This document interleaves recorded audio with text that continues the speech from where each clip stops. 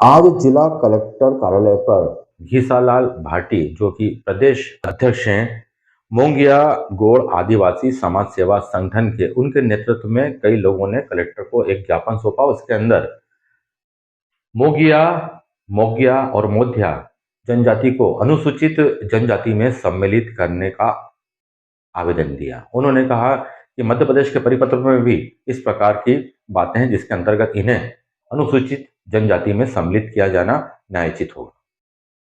उधर आएंगे, आज नहीं आएंगे तो कल आएंगे, शाम को आएंगे, लेकिन हमको समय चाहिए कलेक्टर। हम इस कलेक्टर के कार्यालय का घेराव करेंगे और किसी अधिकारी को और किसी को बाहर नहीं जाने देंगे। मर जाएंगे मिट जाएंगे, लेकिन हम यही खून बहा देंगे।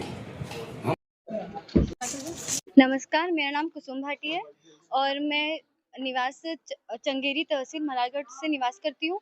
और मुझे ये प्रॉब्लम आ रही है कि मेरा कास्ट सर्टिफिकेट नहीं बना है, जिससे मेरे स्कूल में भी मुझे छात्रवृत्ति नहीं मिली।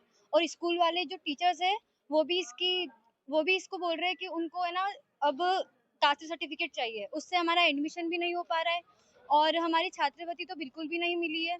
और इसके कारण मैं अपना फॉर्म भी नहीं भर पा रही हूँ और जिससे मेरा फ्यूचर बहुत, मुझे डर लग रहा है कि मेरा फ्यूचर में मेरा क्या होगा, क्योंकि मेरा कास्ट सर्टिफिकेट नहीं बन रहा है।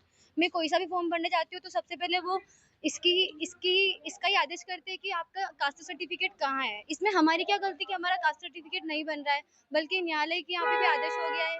बट फिर भी प्रशासन हमारे पिताजी का बना हुआ है, प्रशासन आदेश बना नहीं रहे है, तो इसमें हमारी क्या गलती। मेरा नाम कुसुम भाटी है।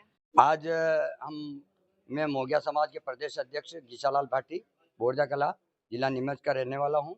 और आज मेरे समाज के लिए, मोगिया समाज के लिए, हमने एक सामूहिक याचिका माननीय उच्चतम न्यायालय इंदौर खंडपीठ में लगाई थी, जिसमें 28/11/2026 का आदेश हुआ है।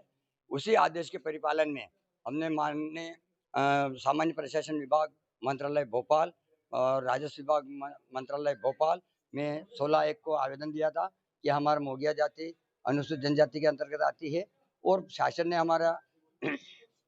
हमारा जो एससी के प्रमाण पत्र बना दिए थे स्कूलों में, वो निरस्त किया जावे, जबकि उसका आदिम जाति कल्याण विभाग 2020 का भी पत्र संलग्न है। और 2005 में समस्त कलेक्टर महोदय को भी निर्देशित किया है कि मोगिया जाति संपूर्ण मध्य प्रदेश में पाई जाती है और इनकी अनुसूचित जनजाति प्रमाण पत्र बनाया जाए। 2015 में भी हमारे दुल्ले सिंह सोलंकी जी ने पिटीशन लगाई थी, उसमें जीत कर सामान्य प्रशासन ने आदेश किया था, जिसमें मोगिया अनुसूचित जनजाति के अंतर्गत आते हैं। और उसके बाद 2016 में भी उन्होंने समस्त आयुक्त और समस्त कलेक्टर महोदय को भी निर्देश किया है सामान्य प्रशासन ने।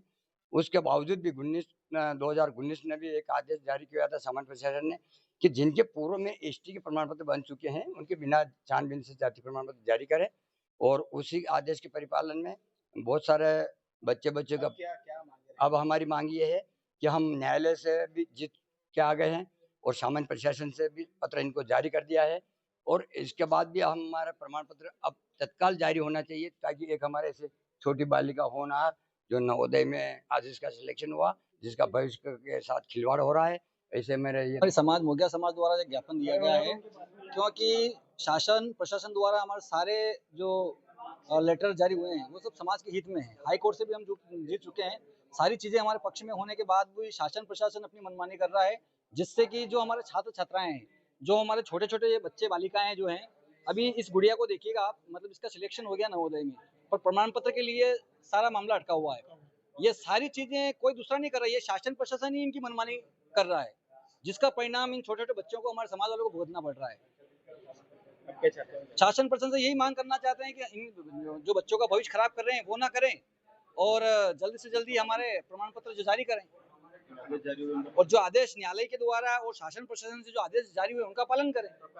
मेरा नाम राहुल चौहान, जिलाध्यक्ष मोगिया समाज मंच। ये मोगिया समाज के लोग बाग हैं और इनकी ये मांग है कि ये पूर्व में इनको अनुसूचित जाति के प्रमाण पत्र जारी किए गए थे और इनकी मांग है कि अनुसूचित जनजाति में इनको रखा जाए। इसके संबंध में इन्होंने आज ज्ञापन दिया है और उसमें सामान्य प्रशासन विभाग का और माननीय न्यायालय का भी आदेश प्रस्तुत किया है। इस संबंध में वरिष्ठों को अवगत करा के जो भी कार्रवाई होगी उससे सूचित किया जाएगा।